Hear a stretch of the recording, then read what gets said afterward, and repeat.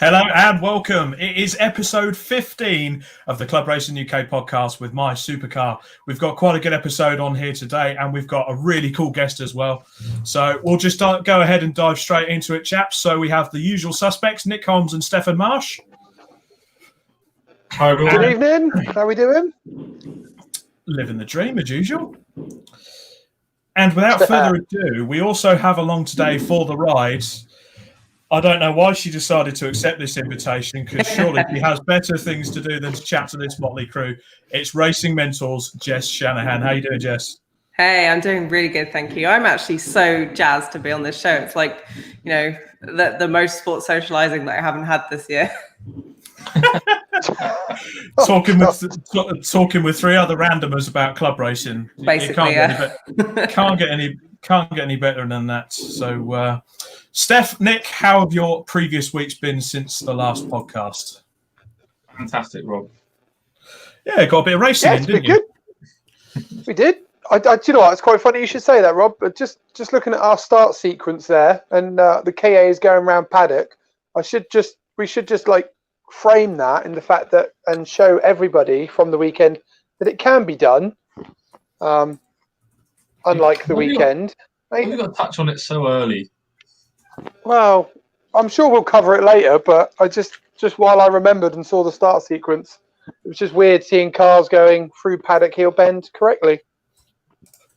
Well, I'm sure we will touch on this later, and we will put the world to rights, Nicholas. I know there were a few things you possibly were a little bit peeved with at the weekend, as were a lot of competitors around the paddock. Anyway, what we are going to do is look into the positive aspects of it. Boris decided to make an announcement during the weekend on Saturday, so that's kind of scuppered club racing, at least for November. Yes. The 750 Motor Club did make an announcement earlier on. They've managed to reschedule their meeting for December. I can't remember the exact dates, but 12th and 13th. And effectively, it's their 2 one-day meetings they had left, isn't it? So they've put that into a weekend. Yeah, I think they've compacted it all together so everybody can finish their seasons, and you're gonna have to bring your winter warmers for that one. God, midway through December to finish a race season. Woohoo! I was gonna say that's gonna be horrid on the tyres. Can you imagine going out like -5, cold tyres, get them nice and warm, start to get some weaving in, and you just end up flying off onto the grass anyway because don't bother. No, it's gonna be good. It's good that they've managed to do it so late in the year still. But at least I suppose with the elite racing status, we've got the British Touring Cars. Obviously, the finale is going to go ahead. British GT is going ahead at Silverstone this weekend with David Addison on the commentary, and the British Truck Racing is actually going ahead at Brands with a bit of a club racing support package. So there's still some racing going on. It's pick and choose, isn't it? Pick and choose. Yeah, exactly. So, but anyway, chaps, the reason I put this particular episode on today,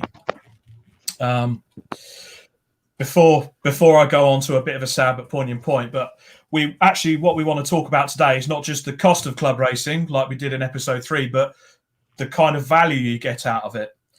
We will come across to that shortly. I know I put a post up. There was a lot of interested people in that, so I am looking forward to talking about that with anyone today. Unfortunately, though, we do hit a bit of a sad but poignant point. Meyrick Cox, who a lot of people would know, especially associated with the 2CVs, the C1 series. He was a stalwart in getting that up and running in the UK. Mission Motorsport trustee and chairman. He was an active board member with Gordon Murray Automotive. Unfortunately, tragically, on Sunday, we got the news through that he'd lost his battle with cancer that he'd been fighting for a few years. So everyone at Club Racing UK sends out their condolences to his family. And unfortunately, we've lost a good one there. Bastard C word, isn't it? Typical, isn't it? So, moving on from that, we actually go on to today's subject. As well as bringing Jess onto the show, it's kind of a bit of a podcast crossover, is it not, Jess? It is a bit, yeah. I like, I gave you guys a shout out on my podcast. Maybe you guys will have to, come and join in the sponsorship chat one day. I think we're going to have to jump on and Well, I would say bring the standards down, but I'll let everyone else Definitely do bring it. it down a notch. I don't know. This setup you guys have is so different to the way that I record the podcast, because Toby and I just turn up to pre-record. We'll just chat for 45 minutes. Jobs are good, and that's it. That's the podcast. Well, no, still you That's you all guys. we do. This we don't have scripts or anything. Well, Flashy video, all that kind of stuff. Yeah. well, the flashy videos and anything is only possible with the wonderful guys at MySuper. Again, a big shout out to them. But more or less, it's the same. It's people passionate about the sport that we do and the sport that we love. We get together and we talk about it. Exactly. Yeah. So, Jess, let's talk about yourself. Tell us about yourself, about Racing Mentor, about you, and sort of give people an idea of what you're about. Yeah, of course. So I've been in motorsport for probably about 7-8 years now. And for a long time, I was just kind of doing marketing for championships, for drivers, etc. alongside. So like I run a marketing agency. So I was doing a lot of that. But I ended up running my own Porsche racing team in the Porsche Championship. Yep. And during that time, we got tons of sponsorship, but because my background is marketing and sales, I kind of found it really easy. And I thought everyone found sponsorship that easy. I obviously came to my senses, realized that a lot of people struggle with it. And I kind of thought, well, I need to teach this to people, because I was hearing so many stories of talented drivers at all levels who just had to stop racing because they didn't have the budget to go any further. And that was, just so frustrating to me. So I created Racing Mentor as a platform for offering content and tools to help people secure sponsorship and learn about, the business skills needed in motorsport, as well as obviously all the on-track skills. So it just kind of grew from there. I started it, I think, the end of 2016, maybe the end of 2017. And it just it started really small, just a load of blog content. And then I wrote a book in 2018, and it just kind of skyrocketed from there. The book in question, Get Paid to Race, that literally, as you say, that skyrocketed. I know so many people with a copy of that book. Yeah. I have it. Including the bearded wonder, Mr. Nick Holmes. So wow. Can I still be the bearded wonder? Yeah. Well, you've given it a little trim. I mean, it's a lot of it off. I know, but you have a very small chin. Yeah, I've noticed that. Leave my chin alone. At least you can see it now. Anyway, back to the matter at hand. So the book, Jess. So that came out in 2018. So roughly how many copies have you sold, and how much in terms of testimony? So we've probably sold about 700 or 800 now. Because I had to do a second print run, and my first print run was 500. Okay. But I think, just from the drivers that I know about and the drivers that have been through like supporting content and courses after the book, I know of about £2 million worth of sponsorship that's been raised, which in 2 years, which is it's partly baffling to me, but then partly it just makes complete sense. Just because the skills that I teach in the book are quite straightforward to follow once you've got that knowledge, and it's more then down to mindset and the work that you put in. But yeah, I'm super proud of everyone that's kind of read through the book and got results, and whether that's a 6-figure result or a 4-figure result or anything in between, where that's helped them get on track or stay on track, or do more with a race car, win some races, whatever it might be. I'm just immensely proud to have been part of that journey for a lot of people now. So yeah, Racing Mentor started off as this small side hustle to help people, and it's just grown into something huge. Fantastic. So awesome. I suppose with something like that, I mean, you've got the workshops as well. So you've got the 6 weeks to success, ultimate guide to racing PR, and sort of putting yourself out there to sponsors, and not just being the same old, hi, I've got a race car, I can put your sticker on it, give me some money and I can go racing. Yeah. I think that's Jess's favourite one, isn't it? I'll put a sticker on my car if you pay We love lots stickers. of money. We love But stickers. for, Everyone I loves think, stickers. oh, don't get me wrong, I love a sticker and I love seeing my logo on race cars. But actually, in terms of value, and like especially if you're a business who's going to be spending a lot of money, a sticker on a car isn't enough. But I think the way that most sports sponsorship used to be back in the day, actually a sticker on a car was valuable because we weren't all blind to advertising like we are now. So I understand why people think that is the right approach, just because no one's taught them that things have changed. And I guess that's kind of why I'm here. Okay, so it's I suppose what it's all about really is actually not you sort of going and doing the job for the driver. It's giving him the skills that can carry him on, not just in the short term to get himself, if he wants to race in an MR2 championship or something, to go and maybe grab himself a small bunch of sponsors there to help him, but to build a relationship over time that could eventually see someone, I don't know, maybe progress from MR2s to Ginettas or anything like that. And I would think a few of your success stories, one in particular, your co-host of the podcasts, is Toby Trice. So obviously a lot of that has sort of a lot of the backing he's got has come off of the work you've done with him. Yeah, and I see a lot of people who are kind of in Toby's position. When I first met Toby and he bought the book, I think it was at Autosport 2 years ago, he wasn't even racing. He was doing karting at Buckmore, and I think he tested one Ginetta, but he was one of the first people to go through the 6 weeks to success course, and he just gets it. He's one of those people that he's now kind of learnt the basics, and although I work with him on an ongoing basis, he's very business minded, and he just needed kind of that nudge in the right direction to go, this is how you use that, those natural entrepreneurial skills that you have to lean towards sponsorship. And it's very much, especially from Toby's point of view, about that relationship building. And he's got massive goals of, like British GT, Le Mans, all of that kind of thing. And I've got no doubt that he'll get there, because he's got, the things that are, obviously you need the understanding of business and sponsorship. But the things that I think are more important than that is good relationship building skills, and just the drive, pardon the pun, but being so focused on your goals that you can put in the hard work to get to where you want to be. Yeah. And I can't remember who it was I was having. It was a conversation a couple of weeks ago, but we're talking an old school driver raced in the 80s.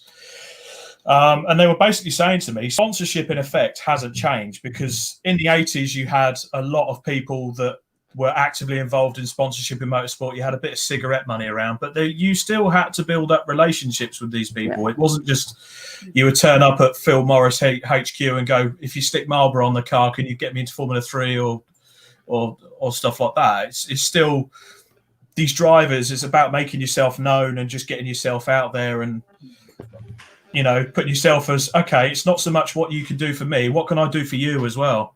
Exactly that. It's a relation. The relationship isn't just one way, and a lot of people think it is. I would think it's. And I think this is.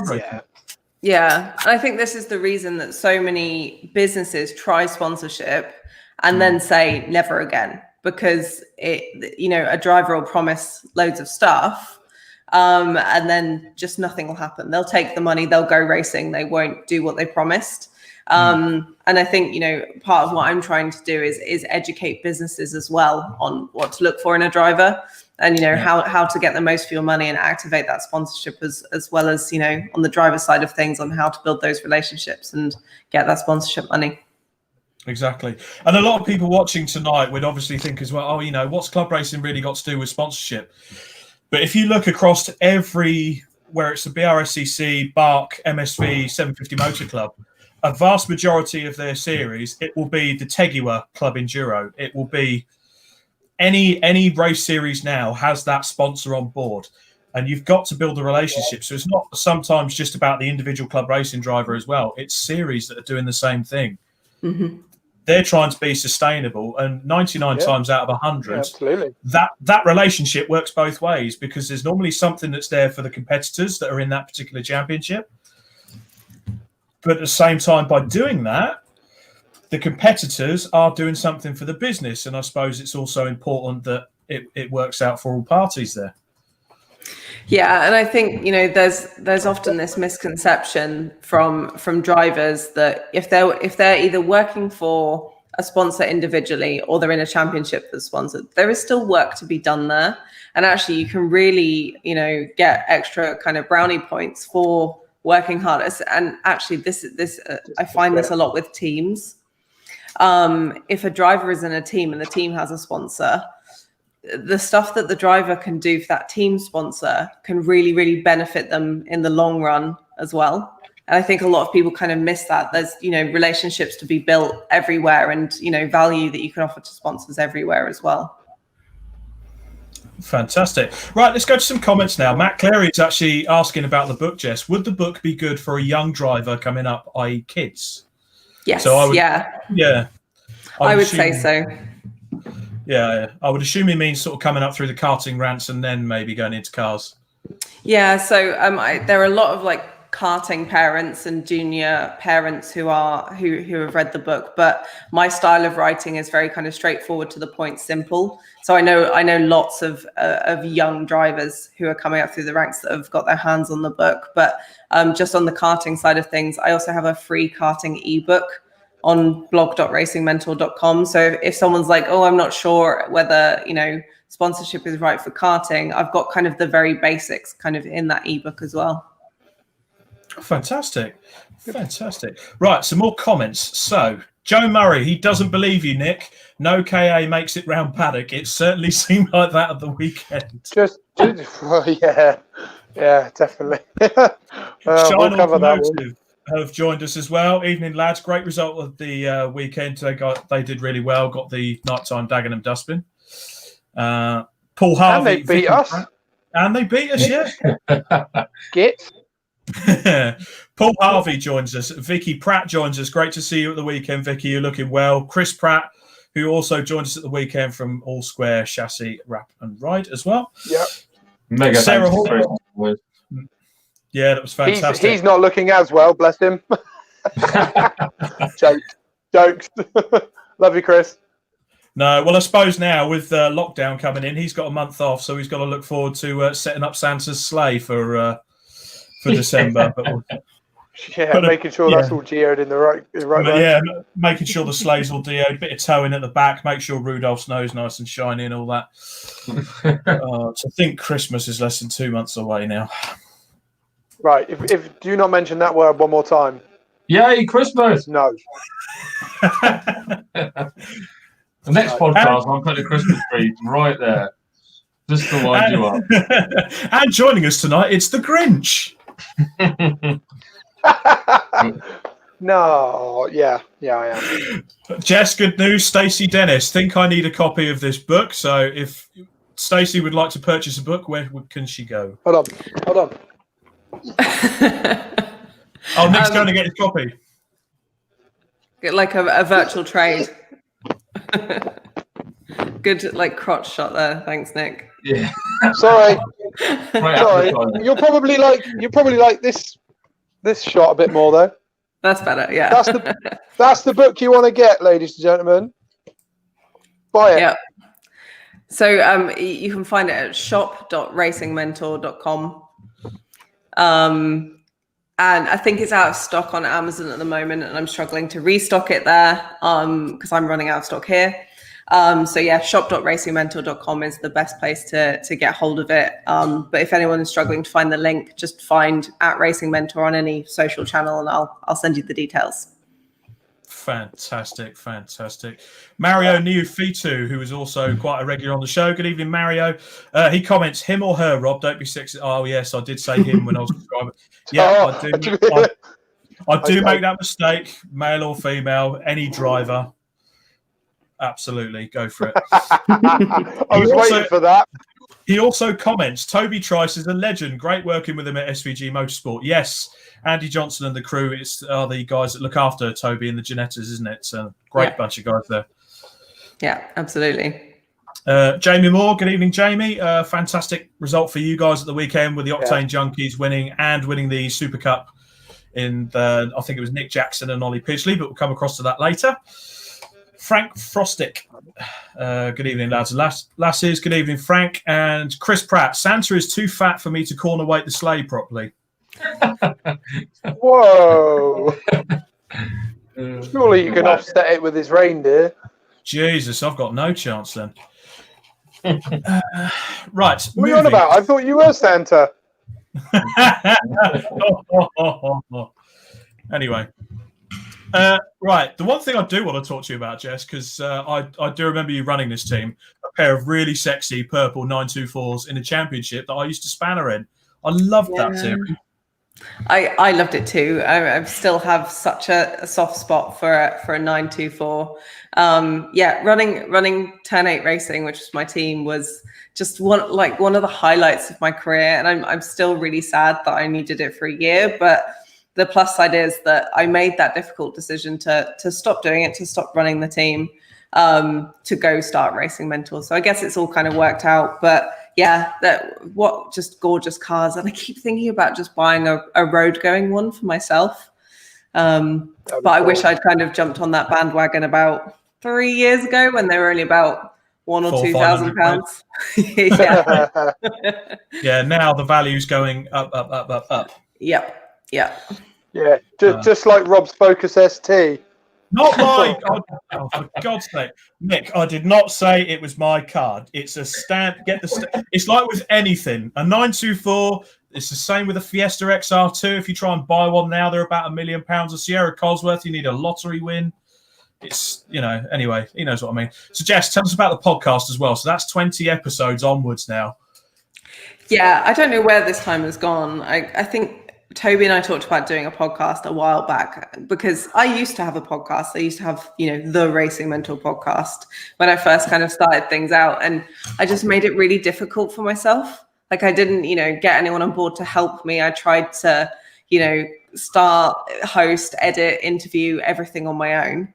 And it just got too much. So I did about 5 episodes, which they were good. But I kind of had to give it up. So when Toby said, right, let's make it easy, let's just make it a conversation, so I'm not having to interview people every week, it's just made it so much easier. So yeah, we started the Racing Mentor sponsorship podcast so we recorded episode 23 today. So yeah, it's been a really fun experience, and the feedback we're getting from people is great, because I know that as much as I love writing books and articles, that's not everyone's preferred way of consuming information. Some people want to listen while they're doing other stuff. So the podcast kind of made sense. So yeah, we talk about everything from, the really basic sponsorship stuff through to, the details like having a newsletter or closing the deal, the things that you need to do before a meeting, all that kind of stuff. So we kind of really I guess, drill down into sponsorship and branding and marketing as a racing driver. Oh, fantastic. And when you started Racing Mentor, I do remember standing with a very tall, bearded Wanda and his immaculate Vauxhall Vectra Challenge car with your logo. Immaculate. Immaculate. It was funny immaculate. guy. It was immaculate at the time. I bloody loved your car. Well, I still do. Yeah. But Same. it was an absolute, to put it bluntly, it was an absolute pissing wet Silverstone in March or April. Kicked in the back of my van to help Mr. Nick in his first race with the Classic Touring Car Racing Club 303s. And that's where we spoke for the first time. So it was. Yeah. Well, that seems like a lifetime ago. I know. That feels like an age ago, doesn't it? Yeah. Like, that was a ridiculous weekend. Like, Yeah. Car wasn't ready really, but I was determined to be there for that weekend. And yeah, that was fun. That was car. I'll never forget it, because like I thought I'd rock up. I was nervous as hell anyway for my first ever race weekend, and then I say Jess and Nell was coming along with you as well, wasn't it? And then we had loads of other people coming as well. And then we literally unloaded the car, went to start it up, didn't start up. Now it started up every single time for weeks on end before the race. Got it to Silverstone, didn't start. I was like, what is going on? And yeah, it's just a challenging weekend throughout, really. But yeah, I think I rocked up, kind of like middle of the morning, and I was like, "Hey, everyone, how's it going? I'm so excited to be here." And everyone's like, "The car won't start." I was like, "Oh, okay." What's going on? It was. Nick actually did have a little bit of hair then, and he was busy pulling it out. That's why it's now gone. Yeah, that's why it's now gone. There was like Jay and myself with our multimeters just testing stuff to try and get it started. It just turned out to be a faulty earth. Got it in, got it scrutineered. Nick got in the car and stuck it sideways at Cops. It was great. Which made, but that was the funniest bit about it was I'm the electrician and it was dodgy wiring. No, Nick, the funniest bit about that season was when we turned up to Castle Combe and what we had to do in the lunch break, but that might have to be a story for another podcast. I think that's a story for a different podcast, Rob. Fantastic. Moving swiftly, well, I would say moving swiftly on, but at the moment you're currently working with Club Racing UK ambassadors as well, as well as genuinely, we spoke at Autosport Live when the world was normal in January. And the way you've got racing mentor, and it feels like it. But the way you've got Racing Mentor set up now is that you're still working and helping people with the workshops and everything that are set up. Bringing the business in for yourself while helping people, and it's all set up really stable for you, which is just great. Yeah, and I got to that kind of stage. Like when I set it up, I thought, wow, this could be like, my passive income side hustle and all that kind of stuff. And then I got more into it and was doing the coaching and stuff. And while I can be hands off in terms of, the book and the templates and all of the products that I sell, I am in the community kind of every day, answering questions and speaking to people. And I must get 10 plus messages every day across, different social platforms of someone asking a question or just wanting to tell me about something that they did. And, I run other businesses as well, but this is the one that, gets me up in the morning and makes me go, right, let's go out and, talk to some fascinating people, but also really talented people as well. That's good. Fantastic. Which actually kind of draws me along as to why I sort of chose today about talking about the value. Now, a couple of weeks ago, Jess, you put a post up on your sponsorship group. You have a good an open group on there that kind of invites everyone to come in and talk about what sort of sponsorships they're doing and how they're getting on with the meetings and stuff. But you put an intriguing question out there, which just put a light bulb in my head. There is just sort of thinking there is an episode in that. We covered about the cost of racing. We covered that in episode 3, but we never really talked about the value to different people. Yeah. Because you kind of understand now that people kind of get a different value to racing. Mm-hmm. In terms, I mean, to you guys, I'll ask you now. I mean, Stefan, what do you look for in a race series in terms of value? Not necessarily in terms of the pound notes, but just in what you get out of it. Seat time is one. A good grid of cars to race against. And then most of all, it's about being with your friends, isn't it? It's about the whole weekend, just being away, being with your mates, being able to go racing, have some fun, and just enjoying that whole weekend, that moment, Yeah. That's where the value, I think, is. Obviously, the racing's a big part of it. I think everyone would be the same as they want good racing, big grids, and all the rest of it. But the value's in enjoying that weekend with friends, family, etc., and trying not to empty your wallet as much as possible. Yeah. Nick Holmes, I asked the same question to you, sir. What do you look for? Yeah, so I'm pretty much the same. As I want a nice, a grid that I can be competitive on. Obviously, I've been in grids before where I haven't been competitive, so straight away that's shunned me away from it. But then, Steph's pretty much hit the nail on the head for me as well. It's obviously cost-effective racing for someone like myself that is on such a budget. But yeah, for me, it's the people you spend it with. I still think that I can have just as much fun on the track or off the track. You know, when you've just done your qualifying session on a Saturday, and like this weekend, for instance, you know, we were with 48 KAs. Yeah. You know, all roughly with 2 to 3 drivers each. You know, as an average. I know some teams had like 5 or so.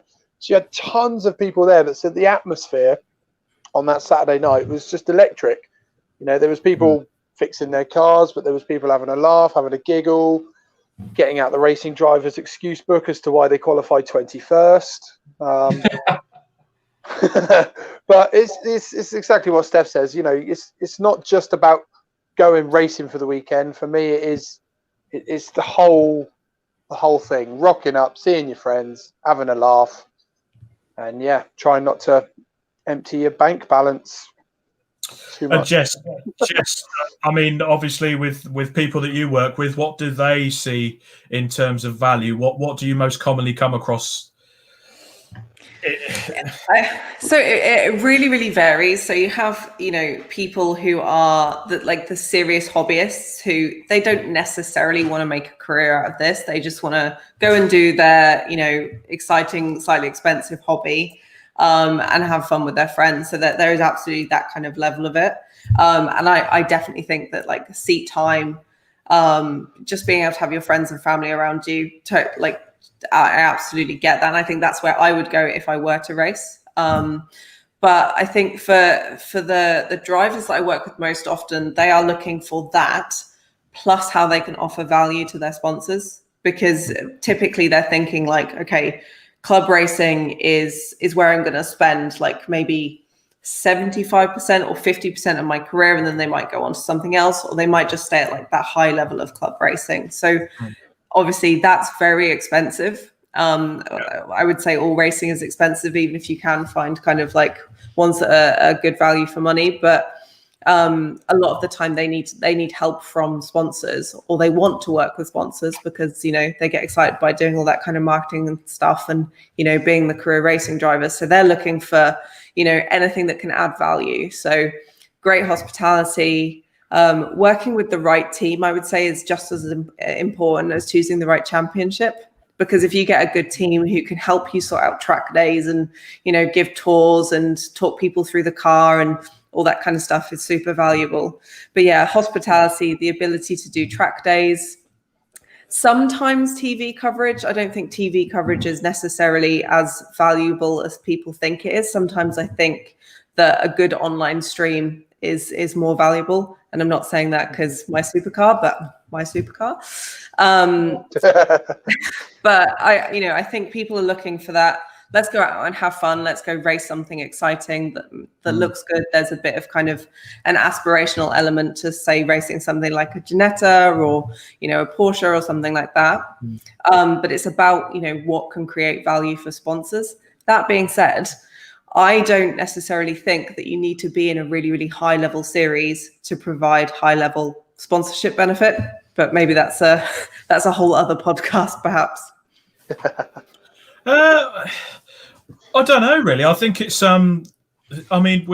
Nick would say as much as anyone, you could probably find some of the best drivers in terms of door-to-door combat than you would in the Toka package. Totally agree. I love the Porsche Carrera Cup, and you know some of the blue chip sponsors on there are probably paying upwards of 6 figures. Let's be honest.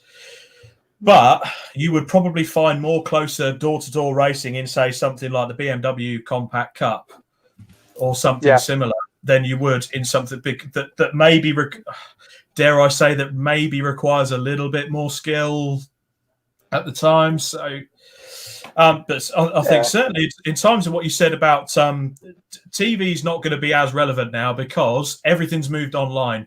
And we have covered this in another episode before. Live streaming for club motorsport is top notch. 100%. Because back in the day, drivers would be like, "Hey, look, I'm on Motors TV," and it would be brilliant. But now, you know, I'm on one device. You can quite happily go, look, I'm on YouTube. You know, I'm on here. I'm on my PC. I mean, how many posts do you guys see that they're watching one stream on one screen, they've got something else up on the telly, and they're watching something else on the phone? It's exactly. And it's that, motorsport, club motorsport is getting that accessible now. And through people like to big up Club Racing UK, but we're trying to force it out there a lot. The BRSCC, BARC, MSV, they will try and push it out there a bit more, certainly on an online aspect. So again, you can say to your sponsors, this is something we can provide to you. Or if your granny wants to watch your race and doesn't want to sit in 5-degree temperatures shivering her nuts off, she can watch it on the live stream instead. I think it's good for all worlds, I suppose. Yeah. And I feel like because those online streams are infinitely more shareable than a screenshot or like a dodgy rip of Motorsport TV and Motors TV and all of that kind of thing. Like I feel like you can say to the sponsors that you can activate this so easily by sharing this. And by talking about, this is the car that I'm sponsoring, there is my logo. And it just makes it so much easier. So I think a live stream is so valuable. And, the amount of sponsors I see sharing those rather than talking about, hey, I was on ITV4 for 20 seconds. It's the online coverage that they get excited about. Yeah, exactly. Exactly. Look, there I am. There. Yeah, here I go, straight up the straight, and that's it, gone. Yeah. I think you. That said, I mean, I don't know if you saw. I can't quote the numbers now. I'm sure Ian can jump in and quote the numbers, but he put the post up earlier of his the figures from the Enduro KA from the weekend. Oh yeah, was that something like 30? Look at that! Look at that! Yes, I can. Go on, Ian. Quote the numbers. Quote the numbers, actually. Yeah, 35,000. And Jess, I couldn't agree more with you. Actually, live streaming's far better than TV. yeah, totally. There's a surprise. Oh, there he is. Anyway, I should have put a Santa hat on, shouldn't I? Anyway, I'm off. Ciao. Look at that. He's just in and out like that. Well, he's always watching. He's always watching. I was going to say, with all the viewers he's got for the golf as well, he's more or less a local celebrity now. So he's got functions to go to. So he just sort of has to drop in and out every now and again. That's it. That's why he can't ever stay around for an episode, because he's going to be doing some kind of live speech for someone. Exactly. Switching on some Christmas lights. Yeah, exactly. That's what we're doing. Well, he would be doing it in front of a. He would be doing it in front of a crowd. It would just be him. They'll have to live stream it because obviously no one's allowed because of COVID. So MySuper car will be bringing to you soon, probably switching on Pangborn's Christmas lights, and there's just Ian stood next to a Santa and the town mayor just flick. Yeah. Anyway, but I asked this question. There you go. If anyone's listening and they want their Christmas lights turning on, give us a shout. We can put you in touch with Ian from MySuper car. He's back. Chaps. Might be coming sooner than you think. Watch out, Blackwell. Oh, brilliant. Love it. But I asked the question about value on the Club Racing UK paddock group, and I got quite a good feedback from everyone. So I really appreciate that. Thank you, guys. I'll come to some more comments, but I'll read some of the comments from this post. So Sam Pearce prefers a friendly paddock. Tony Hunter, who races Tricolor Trophy. He likes racing with friends, a friendly, relaxed paddock. Everybody prepared to muck in to get a fellow competitor out on circuit. Yes. Jess 100%. mentioned about serial hobbyists. He said it's a pastime, hobby, and a weekend away. Paul Harvey commented, time with mates, you make new friends, the amount of track time, better driving standards, and no contact also provides better value for me.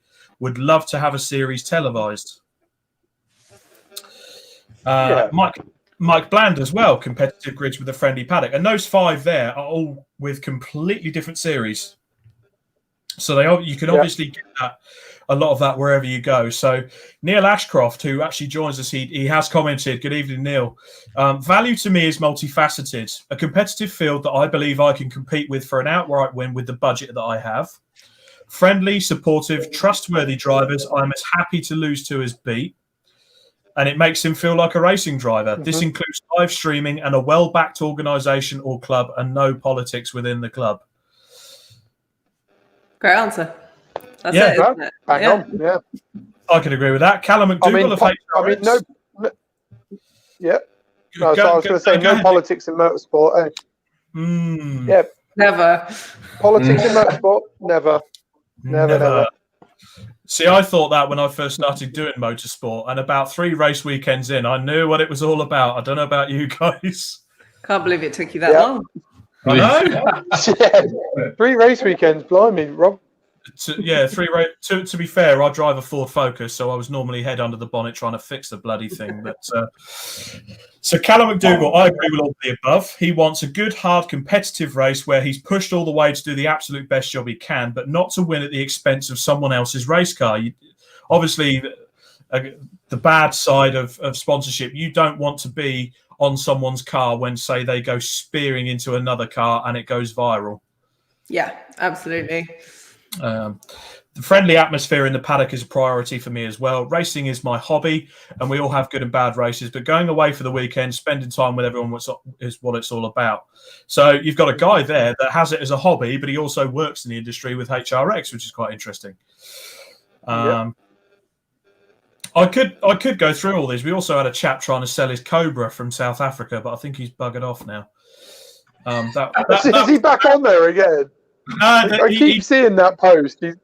He commented on that post, and I was just sort of like, okay, there's no value in that Cobra. It's in South Africa for starting. It cost me a bloody fortune in shipping. I think I'm going to have to remove him because he keeps trying to sell that thing. Bless him. Yeah, I mean, if I'm going to pay for the shipping from South Africa, it's probably not going to be that difficult to get something from Australia, and I prefer a V8 supercar for the money he's asking. So, that's all I'm saying. Let's get back to some comments. So, Go Bobby UK. Hey, just Rob, just think when that ST170 appreciates as much as you think it's going to, you'll be able to afford the shipping from a V8 touring car from Australia. It's going to be $100,000. Oh, we've lost Steph. Bye, Steph. He's gone for a wee. He's gone for a wee. That's exactly what it is. I didn't say it was going to be hundreds of thousands, but, and you can check now, there have been articles about this in the likes of Autocar magazine, but the ST170 is seen as a future classic. Moving on. Back to the comments. Moving on. Done. Come on. Carry on with the comments. Moving on, done. We'll carry on with the comments. So, Joe Crutterton is watching this evening. Good evening. Mario. Now, Nick, I think Mario's getting the old fishing reel out. House wiring is easy peasy. You only have 3 wires to cope with. Cars have thousands of wires, therefore experts only. Yeah. I can't even deal. To be fair, I don't deal with house wiring either. That stuff does me nutting. I'll stick with roller coasters. I'm all right with that. He also makes a good point as well. He says, if your nan is freezing her nuts off, she's your granddad. That's a fair point too. He's on it tonight. He's definitely on it tonight. Fair play, Mario. That's quite good. Joe Crutterton, he's like the genie from Aladdin. He must be on about your chin, Nick. Me? Yeah. He's on about someone being the genie from Aladdin. Definitely no genie. No, he's definitely no genie. He's probably tried to rub a few magic lamps in his time, but we'll move on from that. Jonathan Atkinson also. Mario also says, when I join a race club, I look for a big barbecue. Damn right. Yes. How did we forget the barbecue? That's it. The Saturday night. The race weekend. Well, that said, I think it was the weekend I first properly met you, Rob, actually, when you were with the classic touring cars in the 305. They had that massive barbecue in the Silverstone garages, putting burgers on for everyone. I mean, that was obviously pre-COVID for the people that, back in the day when we used to be able to socialise. That was like 2016. It was years ago. But we were all in the garages, all with a burger, all with drinks. It was a right laugh, and just before. Yeah, that's exactly it. Yeah. And there was still racing to follow on the Sunday. That's yeah. Like I say, I prefer the Saturday or the socialising as much as I like the racing as well. But yeah, we used to have some good times. I always have people ask me, they say, if there's no fancy hospitality at my race weekend, what do I do for my sponsors? I'm like, is there a barbecue? Because I think the environment and the camaraderie of a barbecue is just as fun as fancy hospitality, as long as you've got, the right kind of sponsor. Yeah, exactly that. Yeah. Because I bet you, especially at a club racing barbecue, if you show them around, they'll be, oh, that guy's got this car. Oh, yeah, I'll come and show you. Come and have a look at this, or something like that. It could be, especially something like, imagine, Nick, you've got the Classic Touring Car Racing Club, someone that used to have an old Triumph or something like that. Oh, they've got some over there. Yeah. And the sponsor could have a wicked day out, maybe bring the family along to have a look as well, and then come away from that like... Exactly that. Yeah, I like that. That's pretty cool. I mean, don't get me wrong. I don't want to deject from a barbecue because I really fancy a barbecue right now. Thank you, everyone.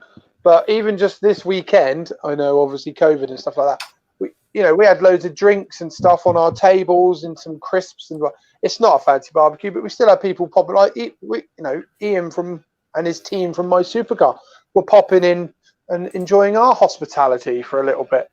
But it was still even just stuff like that. Yes, it's not a fancy bloody, I don't know, 3-course meal in a huge truck or anything or what have you, but yeah, which you can put on any kind of spread. Yeah, and prawn cocktail, crisps, and a pack of energy drinks. Solid. We've got that covered.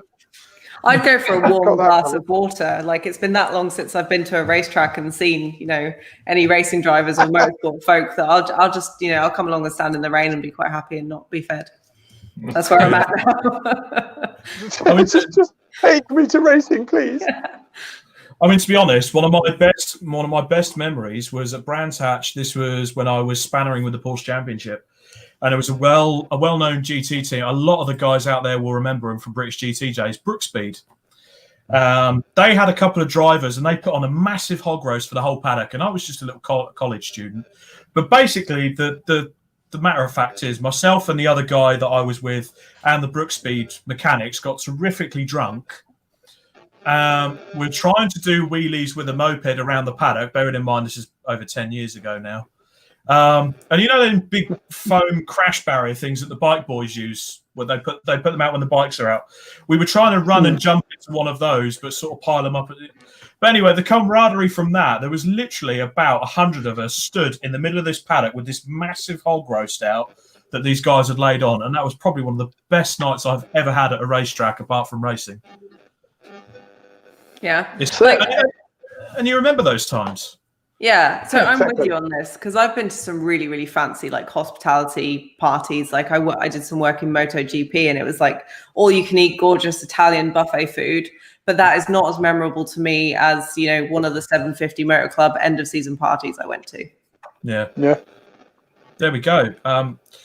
Jonathan Atkinson comments as well. Keep missing these barbecues. The downside of racing on Saturdays in road sports and living in Scotland. Oh, crikey. Well, to be fair, he's probably missing out on as much lockdown as we are at the moment. So maybe stay up there for the winter, John, then pop down in the spring. Neil Ashcroft has actually come off subject a bit, but this is quite a key question. All of you guys, what do you think club racing will look like in 5 years' time? We'll start with Jess. Oh, that's a good question. So I think it will look, I don't know. Like, I think because things are costing more. So I think unless either something changes or people get richer, like I think we were seeing grids start to dwindle, and I feel like they've bounced back a bit. But I wonder if this whole kind of COVID situation has kind of, done a number on some people where they're going to think this is not right for me. This is too expensive. Maybe the grids might dwindle more. But, I wonder if, 5, maybe 10 years time, we're going to be seeing more electric club racing, which I think is kind of exciting. Okay. Stefan? Oh, yeah. Oh, sorry, Nick. No? No? He's about to Nick? say something and he's given up. I think his line has freezed. Yeah. Okay, Stefan, so where do you think club racing will be in 5 years' time? No, I kind of agree with Jess with on the money side of things and everything getting more expensive and everything like that.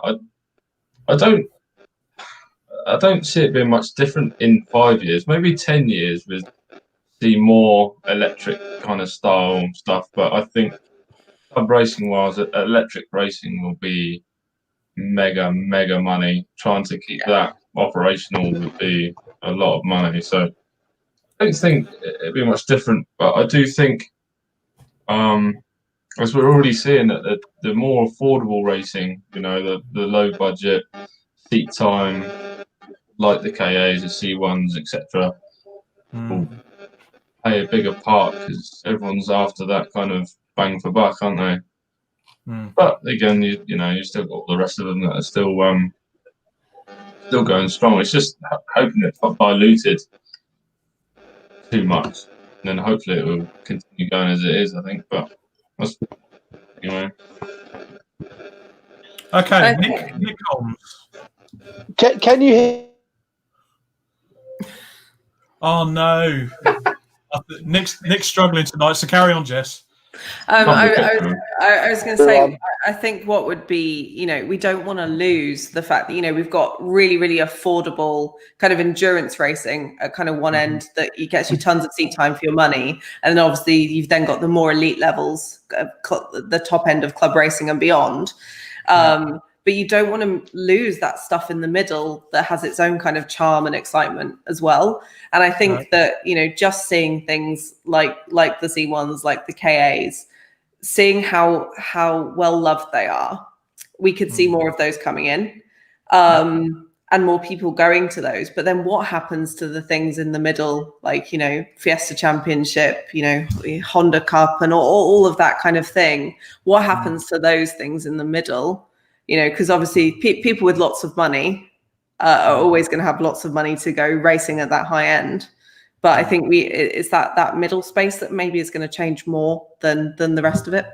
I think, I hope as the KAs and C1s is going to either be the step up for people, so it can be their early entry to learn slower speed, etc. And once they've done it, it's the same with us. We've got involved in the KA and now we're pushing into. We've gone and got the mini, and we want to push on. Obviously, we're still going to do the KA, but we want to push on and try something a bit faster and a bit more, exciting, etc. But it's also the fact of the KAs, etc. It's that point where you can go racing with your mates for hours on end. When you go to, go race your MX5, etc. It's generally you and your team, and then. When you go racing the C1s and stuff, you're taking all your friends for a good weekend to go racing together, sharing that experience. So, yeah, I hope it's the same thing, I think it needs it all the way through from lower end to high end, really. Yeah, exactly. I mean, Joe Cratterton kind of makes a point as well. Do you guys not think there are too many championships all fighting for the same drivers, therefore diluting grids in some series? Yeah, and we have discussed that before. I think Nick and Stefan, you kind of agree as well, don't you? And the big problem there, I don't know if Brexit will affect it, is effectively tomorrow morning, Stefan and Nick can go and start their own championship. So Stefan's going to go start his own championship. That's going to be called the Stefan Cup for BMW compact cars. And he's going to do it with Bark. And Nick will turn around and go, well, I'm going to start my own championship for MX5s, and I'm going to go with the Classic and Modern Motorsport Club. And technically, no one can stop him. He can go and do that. Because of the laws in place, if the MSA don't give him a permit, or Motorsport UK, go ahead, Nick. I should just say we definitely need more MX5 championships if we're going to build them. Oh yeah, definitely. If I'm going to, definitely. Yeah, I mean, there's always, but you know what I mean. I mean, no one can actually physically from going and start now, and it's to do with it's some sort of European court that's involved that can step in and go, no, that's not fair. You need to grant them championship or give them a permit. Yeah. Maybe that will stop with Brexit. I don't know. It's stuff that's way above my thinking.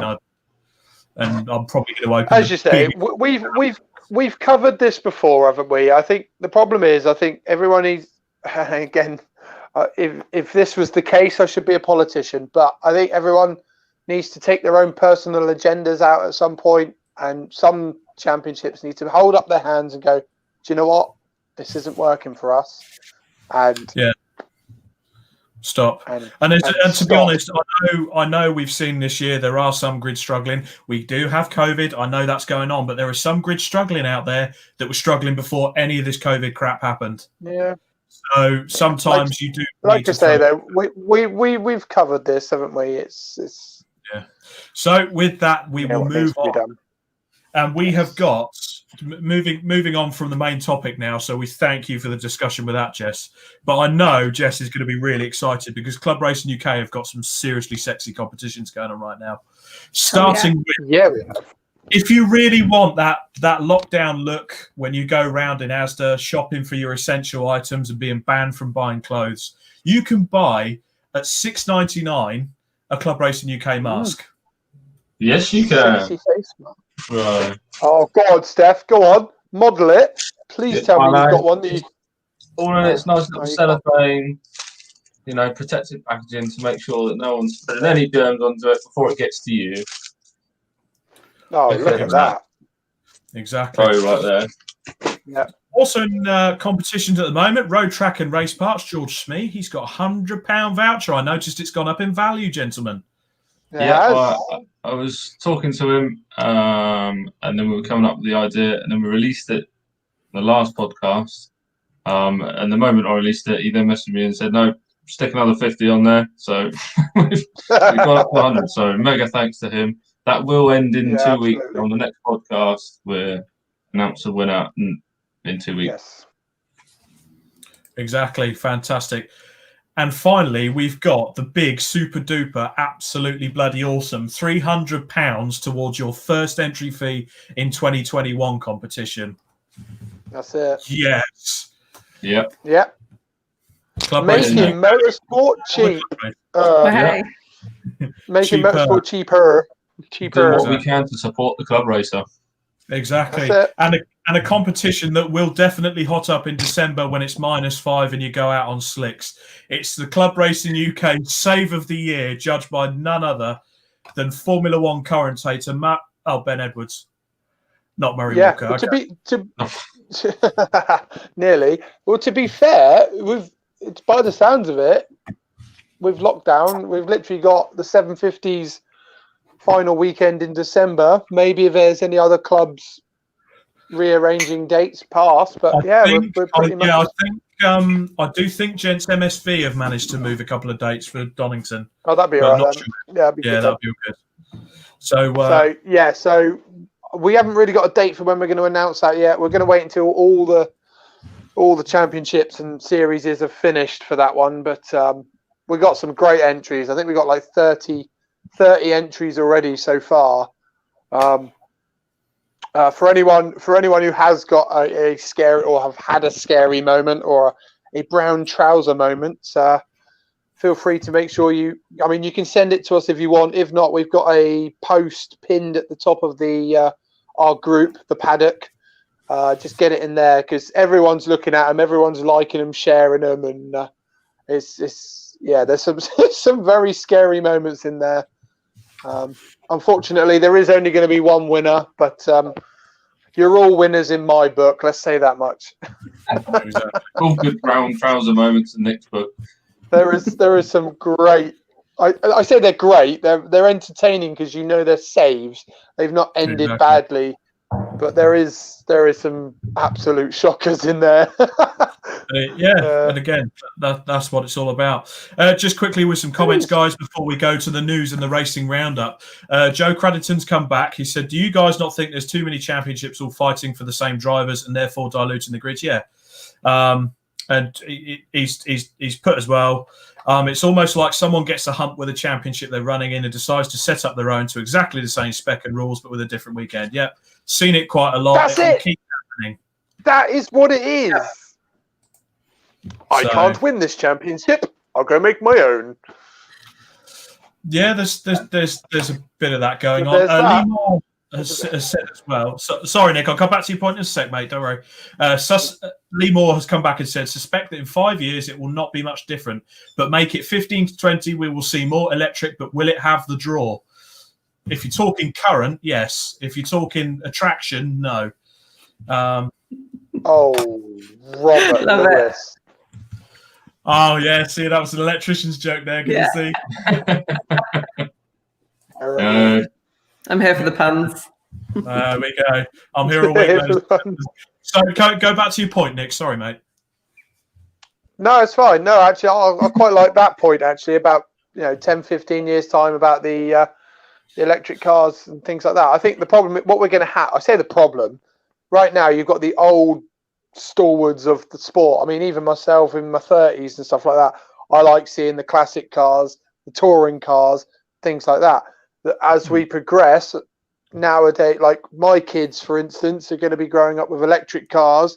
So they're going to, when they're my age, they're the cars that they are going to have grown up with. So yeah, I mean, hopefully they like racing, but they will be the cars that they can associate themselves with. So. The only thing I will say, Roland Dane made this point, and I thought that's bloody awesome. But he made the point that we used to use horses to get around, and they used to pull canal boats. They used to be our mode of transport. They used to pull chariots and stuff like that. Now they're something that we use as a hobby. They're a luxury. They're beautiful animals. They're a luxury, aren't they, Steph? Yeah, well, kind of a luxury. I think Stefan's other half's got about 15 million of them, is she not? But it's something that's used for enjoyment, isn't it? So it kind of, the thing could happen now with internal combustion cars, in that they will still stick around. There will still be parts made for them and stuff like that, and you will have the electric cars on the road and in the elite motorsport. And then you'll still have the internal combustion stuff for club racing, and it will still, obviously the environmentalists will at some point have a say, but the eco warriors will ruin that eventually. I'll be honest, I don't think they'll go after club racing as much. It'll be the elite stuff. I think it's your hobbyists and your passionate, the passion and the all of that will keep. Exactly. Classic cars or any kind of car, hopefully. Yeah. Going. There we go. So we've got a bit of a brief racing roundup and a brief news roundup as well. We had a lot of stuff to go through, but now we're going into a lockdown. I've got a couple of scripts on the go. We're kind of going to round up a lot of the championship season. So if you don't get mentioned this week, don't worry about it. We haven't forgot about you.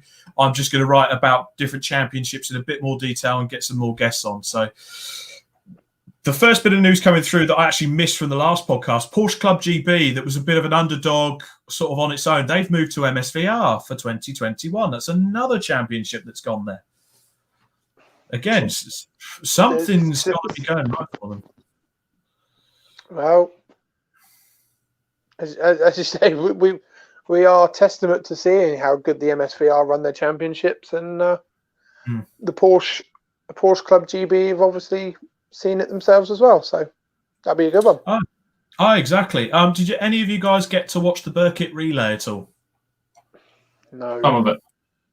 Yeah, some of the live streams. Yeah, I thought it was quite good. Raw Motorsport won the handicap in Radicals. The three, and they won the scratch race. The three Amigos won the handicap race, and they were the first of the all BMW teams as well. So there was some great cars in there as usual. It was good fun to watch, and if you can pop on YouTube. It's one we've got to do next year, boys. Let's do it. We'll make a Club Racing UK team. So if anyone wants to enter with us, give us a shout. No worries. I think at this rate there'll probably be 2 or 3 Club Racing UK teams. I think there's so much interest in it. It's massive. Here comes the coffee. Here comes the coffee. It's all right. Emma's just next to me. She's doing some work actually today. I'm technically in her office, so just waiting for the internet to be set up at my new. Well, I'm waiting for the internet to be set up at my new house. That's coming next Wednesday. So I've moved to BT. I'm still waiting for mine. Who have you gone with? I'm on PlusNet, but so the story was, as I signed up for PlusNet, they tried taking the phone line for the chip shop downstairs out, which is obviously a big no-no. They sent me the router. I plugged it all in thinking, well, because the BT man's come round and he's got my BT line. So I was like, oh, brilliant. I'll plug my router in. Nothing. Called up PlusNet and they're like, oh, no, we cancelled your order. And I was like, no, I still want the internet. Just, you fixed it. But I've now got to wait another bloody 2 weeks. Are you still stealing your neighbours? Yes, I'm now stealing my neighbour's internet. Hence why I keep going funny every now and again. I'll have to knock on her door and tell her to move her router for me. And she'll probably tell you to sort your own internet out, you sponging old anyway. Yeah. So the British F3 concluded at Donington as well. Absolutely horrible weather. Rivers running across the track. The Radical and the Clubmans ended up having cancelled races as well. They just, I think, obviously low profile prototype on those rivers. It just would have been carnage. But the Track Attack had a huge grid. I think it was like 35 to 40 cars as well. So well done, guys. It's great to see. Yeah, mega. The Burkitt Thruxton as well. Hybrid Tune won the 45 car C1 endurance race. I watched a few clips of that online as well. It was good to see the C1s at Thruxton, actually. That would be a race to... Because you guys take it to the limit in the KAs as well anyway. Any time round Thruxton is just like... Oh, I would love to take the KA around Thruxton. That would be flat all the way around, but poo would be coming out while you're doing it. Church would be flat out, wouldn't it? 75 mile an hour. I mean, Church Corner's one of those. You used to watch the old Super Tourers and it would just be a dab of brakes. And you remember they'd have the little camera in the curb as they come over and you just hear the rasp as they come around. Just like angry wasps. It's great.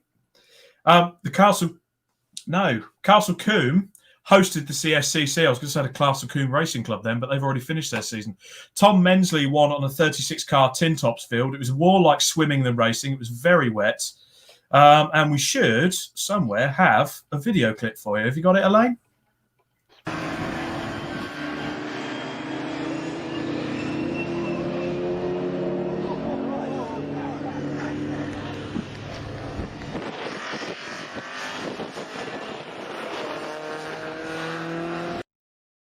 Check that out for a 3-speed two-spin. That was sick. That's mega.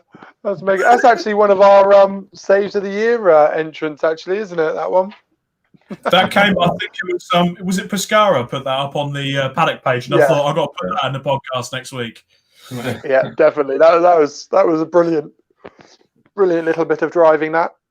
Exactly. So yeah, the CSCC, they rounded their season off at Mallory the weekend just gone.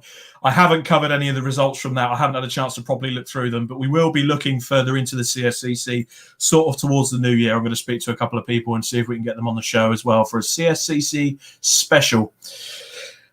Moving on to Brands Hatch, the Formula Ford Festival was on. I watched a bit of the live stream from that. Again, I still say now, we spoke about it on the Castle Coombe episode, Formula Ford is better than Formula 4. It is just the ultimate single-seater learning curve.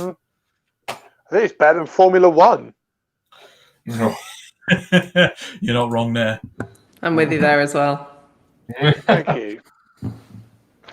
Well, that's the thing, right? I don't know if a lot of people...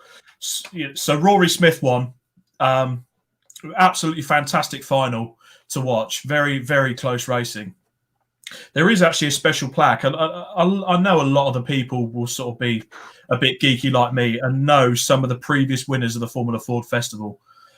But I sort of had a look through because it's going to be 50 years next year. And you look through some of the drivers that have won that and what they've gone on to do. So I'll start with Nick Tandy. He's won Le Mans. We know him. We know him. We know him. The ultimate shared a podium with him. Yeah, he shared a podium with him because I think his ultimate success after winning Le Mans and Petit Le Mans for Porsche, he won the KA 500 last year with JTR. Duncan Tappy, Formula Renault champion, and is now a paid Blank Pan Endurance Pro driver. Mm-hmm. Joey Foster as well, multiple champion in Formula Ford. Anthony Davidson, who went on to race in Formula One and was a Toyota Works driver. Jenson Button. Mark Webber, who's not bad for a number 2 driver. Russell Ingall came over from Australia. 2005 V8 Supercar champion, 2-time Bathurst winner. He won it. Jan Magnussen, Eddie Irvine, Roland Ratzenberger, the forgotten man of Imola, but again, he won it. Johnny Herbert, Julian Bailey, Tommy Byrne, IndyCar champion Joseph Newgarden, and T-Bone man himself, Rory Butcher. T-Bone man. No, have you guys seen the clip of that? I think there was a few fans that were a bit bloody harsh on him after that. He couldn't do anything. Wow, he got penalty points for that, didn't he? Well, he got penalised for it. He got 2 points and a reprimand, which I think was okay. You were maybe rubbing a bit close, but yeah, but he was a passenger for the accident, wasn't he? So it's not really. Yeah, you get on the grass. It's not as if you could sort of pull the handbrake Fast and Furious style and just wave goodbye, pull along. Control Alt Delete and miss the crash. Yeah, and the problem, hey-ho. Unfortunately, you do get a lot of armchair bandits, don't you? Who've never been on track in their lives, but they're experts. Says us lot all say it like this. Yeah, pretty much. So with that, the second round, we move on. Okay, we're going to be a bit biased here because we were at Brands Hatch, and as well as the KAs, we watched some fantastic racing throughout the weekend. And I want to talk to you guys about Sam Pearce because he spent a bit of time in our garage. I spoke to him. There he is, a couple of shiny trophies for him. So he turns up in that Honda Civic. He didn't win on the road, but Alex Tate, who he was driving with, was down as a guest. His car hadn't been dynoed by the series organisers, so they entered as guest class. So Sam won the track day championship race, and I think they finished. They took a class win in track day trophy. Not overall, they had a good battle with Rowan Lundy in the Toyota Celica. And it was just some fantastic racing. So well done, Sam. That was fantastic. And that was his race weekends. Yeah. In that car. That's what I was impressed about because I didn't actually realise that. He's always been, he's like our J equivalent, isn't he? Old Justin. He's always there. He's running cars, he's building cars, and he does it very well. But speaking to Paul and the team, saying how they've been trying to push him for years. Just come on, get racing, go. And eventually they just took it out of his hands, paid for him to get his ARDS test, got him there. And then for it to see him let's be honest, he absolutely bloody stormed it. Yeah, he did. I was mightily impressed with his drive. Yeah, and I got to know Sam at the beginning of the year purely because lockdown hit. I bought a sim rig. And he advertised, I'm going to do a Project Cars 2 thing, which we've mentioned on previous podcasts. And that's how I've kind of got to know Sam and the G&M folks around him. They're wonderful people. And it was really good to see a guy. Really good bunch. He was nervous. It was his first race. He turned up and absolutely stormed it. And the smile on his face that I could kind of see from behind the mask. Yeah. Kind of says it all. So well done, Sam Pearce. That was a great result for you guys. Again, capacity grids with the track day trophy and the track day championship. We will come down to Super Cup shortly. But I want to just start.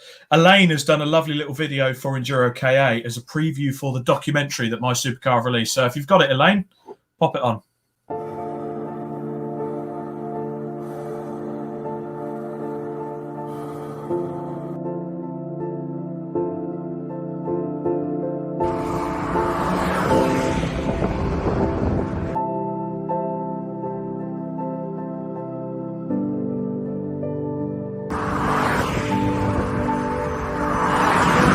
What compelled you to do Enduro Cup? Because you've been in it ever since from day one, you guys. I mean, what was the sort of thinking, looking at it going, yeah, we've got to do this? Well, it was Cole's idea, really. He sort of put it to us and went, we'll have to have a go at this. Obviously, he's raced K's for years in autographs.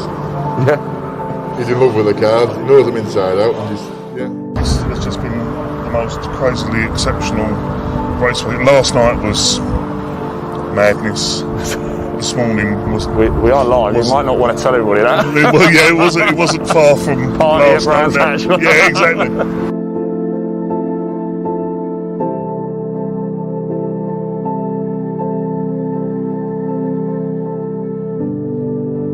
I think it might be time for a little trot down to the garages, shall we? It's not quite gone to plan for this one.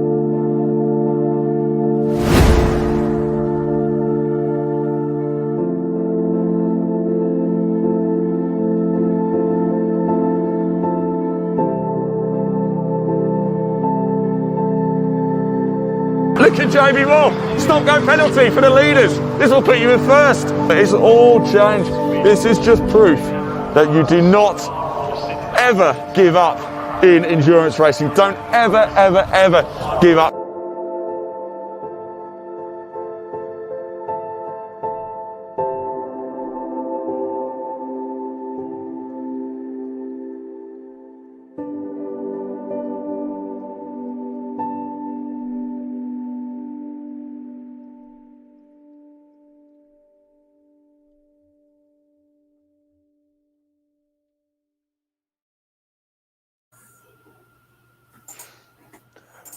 Bloody mad weekend that was. That was awesome. And again, great video there by the MySuper guys, in particular Elaine, who's put that together. So if you do get a chance, go to MySuper's Facebook page, and it's on the Club Racing UK page somewhere as well. And just take 15 minutes of your time and watch that documentary, because I think, Nick, we make an appearance in there at some point. You get interviewed. I do. Yeah. As always. But there is one thing to point out there, chaps. How good did Ian look in that Club Racing UK mask? $6.99. $6.99. Yeah, remember that, $6.99. And I mean, Club Racing does have its heroes, and with that, I want to tell you about the Piston Heads team. Oh now, God, yes. Give me a sec. Okay, Nick's going to be back, but I want to tell you about Piston Heads. Loveliest guys ever, Ollie Lewis and the guys. Went out to qualify. Unfortunately, ended up in the paddock gravel. That was a car before. So got beached in the gravel. Unfortunately, another car on the red flag lost the back end and went into the Piston Heads car. So that's after the accident. Didn't look like they were going to sort of get out at all. I know the other car involved didn't get to the race at all. Got a porta pack together. Graves Motorsport gave them a couple of doors. Lawrence Davey Racing got a porta pack out, and they pushed it all out. And these guys went and stuck it on the podium. Fantastic. Absolutely fantastic. And that is what Club Racing's all about. Everyone coming across and helping out. Absolutely fantastic. Definitely. Exactly. Nick's still missing. If anyone's watching, have a look at the nice picture in Nick's room there. That was his first race, you know. No, it was a crazy weekend. It was. I mean, how did you find it, Stefan? Yeah, I mean, from our perspective of our team, qualifying didn't go too well for us. Just trying to get a very busy circuit with 48 KAs flying around. Obviously, conditions were tricky, so there's a lot of stoppages, and we just didn't manage to get a lap together to really get us up the grid where we should have been. So we started 21st. Mike went out first, did a great first stint, kept it nice and clean. Again, as everyone knows, there was a few incidences, a few safety cars. Kept it clean, kept it circulating. Just a bit. I jumped in. We got the second. We were chasing down the lead. And then we had a brake failure, which ultimately we had to come in to sort out, which put us a few laps down, and then we were chasing for the rest of the race, really, trying to see how far we could get up. Finishing 14th and surviving, I think, was pretty good in the end.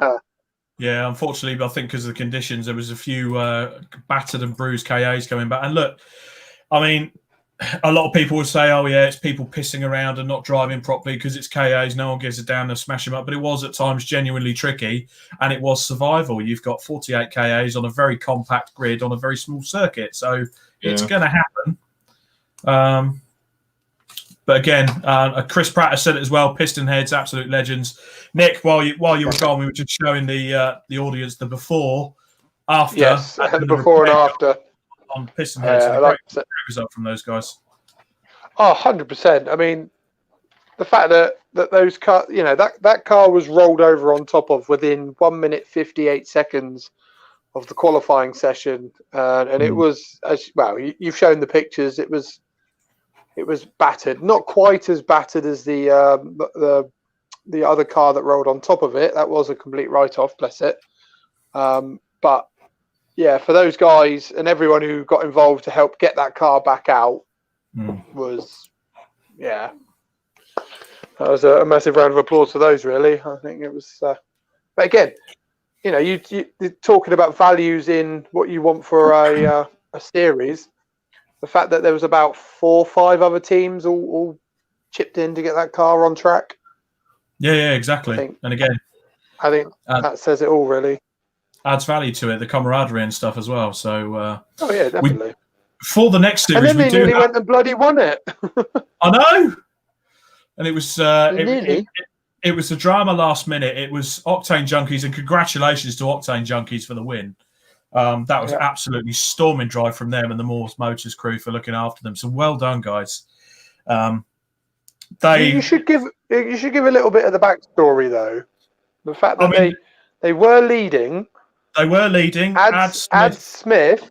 Yeah, he threw it off, and they went about 3 laps down. Yeah. Barwell, you got to give a massive shout out to Barwell Motorsport, who were winning the race for most of the 8 hours. Then I think with about 10 minutes to go, their car pulled off while leading, conked out. Yeah. I found out what happened there as well. They got a hole in the radiator. I spoke to Kester just after the race, and it was a hole in the radiator, flashing engine light, and the car just slowly died a slow death, unfortunately. So his car died off. Yeah, massive shout out. That just shows, doesn't it? And then that was. I was rooting for them, to be honest. And then Stubborn Motorsport were then leading, and then they got a stop-go penalty with 1.5 minutes left to go. I was like, it was a ridiculous race. It was great. It had everything. It was drama. I mean, we had the sex appeal as well, particularly in Garage 24. The pit stops and how everything was going for people. The nighttime lights as well. Big shout out to Shine Automotive with the Green Monster. Their car was amazing for the night. That was awesome. Tango and Crash got the daytime with their sort of BMW art car copy with the paint coming up on the car. And all right, I think by then, because we all kind of realised this is probably going to be it for the year, it kind of felt a bit bittersweet, but it was sort of like, okay, we are quite lucky to be here and doing this after the way this year's goes. So let's just go and enjoy it. And definitely that. I will probably do another roundup video with various bits of video clips, and I'll get some more video from you guys. I'll do another video of our sort of year, which is we should definitely do an end of year. Well, we should do like an end of year podcast, shouldn't we? Like get everybody to send in their footage. Definitely. Make a little. We'll put Elaine and Leon to work and make a little montage video of 2020 or something like that. Yeah, fantastic. We should just have a mega podcast and get as many guests on as we can just to tell us about their year, because screw COVID, man. It's just done a lot of badness, isn't it? So let's just talk about the positive stuff. Never heard of it. Oh, exactly. Just moving on quickly, chaps. MSV Super Cup. We have an ambassador alert because Red Seal Racing were racing this weekend. Only 11 cars for the finale. I think Stuart Garland and the team, and he's paid tribute to everyone as well in this half season that we've had. All the championship organisers, just everyone behind the scenes, MSV track days, all the series people just trying to get stuff together and done with the extra COVID restrictions. He was really proud of what his team had come through, and I take my hat off to Stuart Garland and the team, everyone behind the scenes. I know with Super Cup, okay, the grids have been a bit short this year, but he's working hard to get them back up and looking good again. But Enduro KA, Track Day Trophy and Championship, they have got massive grids, lots of happy race cars, so fair play to him. Yeah, no, definitely. But Red Seal Racing finished 8th overall, very, very slidey in the Tango BMW. We will have them back soon. And they took some video of us. So when they managed to fix the camera again after having our ugly mugs on there, I'm sure they'll put some footage up and you can see us being filmed for once. Yeah, because we're not constantly being filmed, or on film or live videos or whatever. Is this still your I'm own? Sure, everyone's bored of seeing our faces by now. I was going to say, I thought you were on about your OnlyFans account again, but So with this, we pop across to the Bark meeting at Alton Park. We have another ambassador alert as well. Rick Walker was out in his Mini in the CNC heads. Qualifying was dry all morning, lined up to qualify, and it absolutely pissed down. They'd never been out in the rain before, so it was interesting. Got the car back safe and sound, 26 out of 36, which is bloody respectful in that particular championship. In those conditions. Very good and in that championship. That championship, that driver, just perfect. Brilliant. Well done, Rick. Race 1 was still wet. Parts of the track still drying. Really, really tricky. Couldn't see bugger all going into the first corner. These are his words. Gained a couple of places. Then a race restart for a shunt at the start. Eventually brought the car home in 21st and was really pleased. His first wet race. Got it home in 21st. Good to be back safe. Fantastic results again. Good man. Race 2 was a dry race. Another red flag, but he managed to get past, having a good battle with Ian Bruce in his Civic. He's broken his gear linkage as well, which is quite common on those gearboxes. Lost a couple of places, but managed to bring it home 21st again. So well done, Rick. We will have Rick back on the show as well. We're going to have another couple of ambassador specials, and we'll get them to tell them all about their seasons. Yeah, sounds good. Fantastic. The Hyundais were quite good value as well, and rather moist, as Wayne Rocket found out. And it's actually our profile picture. There we go. It is. Look at that. There we go. I'm pretty sure, I've not driven Mallory, but I'm pretty sure that is not where you need to be. No, and it's not Mallory Park. It's not Mallory Park. It wasn't Mallory either, no. But either way, that's not how you that's not how you take that corner. I would say that's the rallycross line. Possibly. Bit of a Scandinavian flick there from old Wayne Rocket. Yeah, previous double champion. Mark Dickin was actually crowned as the new champion in his car, the 777 car. So congratulations to Mark Dickin as well. That's another series this year that has just grown and grown and grown. You went out in the car at the start of the year, Nick, before all the fun and games started, and oh, tell me about it. It was you were really gutted you missed that, didn't you? Oh, I was absolutely. I've been wanting to go in that series for God knows how long. Sodding COVID. And I am fully aware we had a Bark meeting at Thruxton, a CSCC meeting at Mallory, and the BRSCC at Croft. We will cover those meetings in the next few episodes as we enter lockdown 2.0. Boris strikes back. We'll have some more reviews because I love it. Because we've managed to get some really good racing in so far this year, which has been brilliant. And there'll be lots more to talk about, I'm sure. I've certainly got the scripts ready to go, so we won't be disappearing just yet, chaps. Good. There we go. So I think with that, ladies and gentlemen, that's about it. Any other business? That's about it for this week. Bang through some comments then quickly, Rob. I think that pretty much. I think we should, shouldn't we? So just before we end, I'll go through some comments. Joe Murray, as the season draws ever closer to a close, can I just get a plug out? Let's do some comments. For anyone interested in getting more involved to look into marshalling, I started a few years back and you will not regret it. It's something that's on our to-do list, definitely, to do a couple of days. Back to the Orange Army. Oh, so, hello. I've just had a message. Oh. Oh, yeah. Oh, yeah. Hold on. Let's see if it. Oh. Oh, Nick's, if you're still wanting to race a Hyundai, I'm going to build one over winter. Oh, hey. Is that from a Mr. That's just someone messaging me, seeing if I'm interested in driving a Hyundai soon. So again, if you have a certain champion, watch this space. Nick Holmes is your space. Right, back to some last comments. Matt Cleary has asked, how much does it cost to race a KA for a weekend? I think Steph, Nick, you guys are the people to ask. Depends what round you want to go with. Well, elaborate then. That's so vague, Steph. Come on. No, it's not vague. I can't remember the actual cost for the Indy 500. This weekend, the Indy 500 was 1,200 quid for 8 hours seat time. Yeah.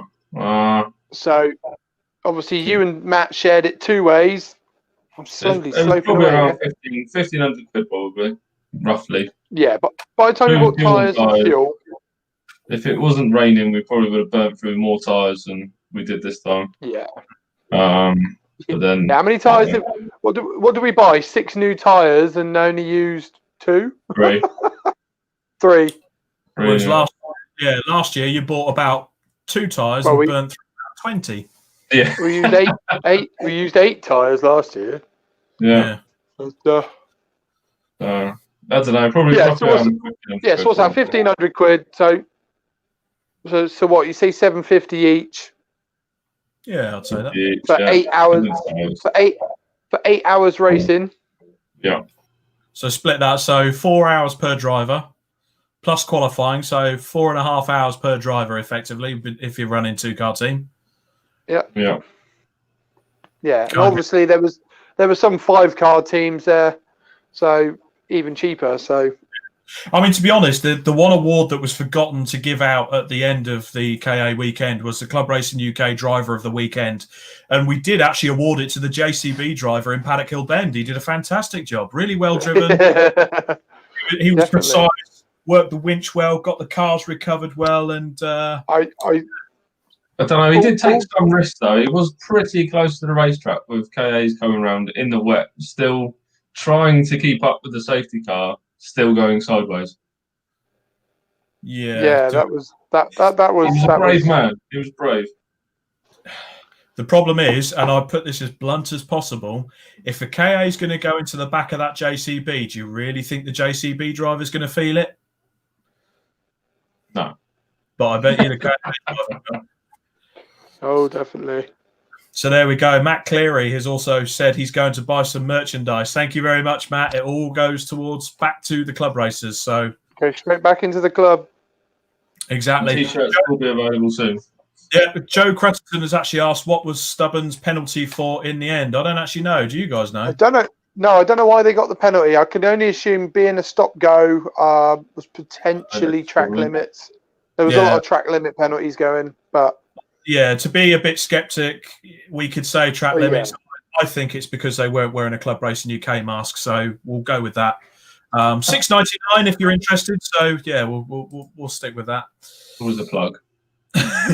Always a plug. Jonathan Atkinson, massive respect to all in the Enduro KA paddock and to the Pistonheads team on their podium. Again, absolutely shared that as well. Robert Jarman, Tom Mensley won again at Mallory. I will try and cover that in the next couple of weeks. Do not worry about that. He's also said, so someone's asked about how the Burkitt handicap is calculated. So you'll like this answer. The same way they decide on a new pope. Some officials lock themselves in a room and we all wait for the smoke to come out of the chimney.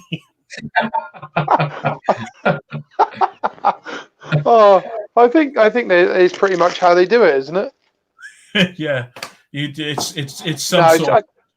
So someone tried to explain it to me a little while ago, and it's I'm not the best person to explain anything technical to, as we all know.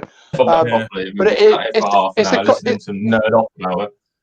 No, I'm not gonna go that much into it because I'm sure someone will give you a proper answer. But I know it's constantly evolving throughout the day. The idea being that it doesn't matter if you're in a Ford KA or a Radical SR3, whatever, you're all technically meant to cross the finish line at the same time. So it doesn't matter what you're racing, you should. Yeah. The way that they constantly handicapping people, so you don't. I suppose during the race you don't really know where you are. I guess until the end, but I'm sure there's people in there that would give you a more in-depth answer to that. But I want to do it. Exactly. We got a couple more comments, guys, just before we end the show. Harry Scott first. He says, guys, describe the start of the Indy 500 with one word.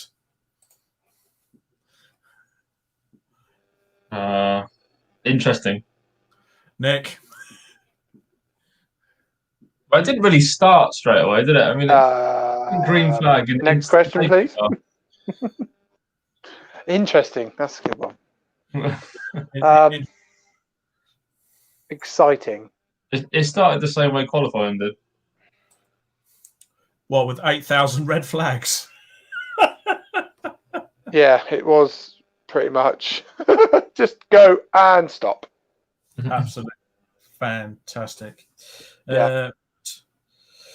When can you lot do a live stream for the Brands Hatch Speedfest? That's Harry Harvey Townsend. If you get in touch with the chaps at MySuper when this COVID buggers off and you can have the Speedfest again, I'm sure they'll be able to put something together for you guys.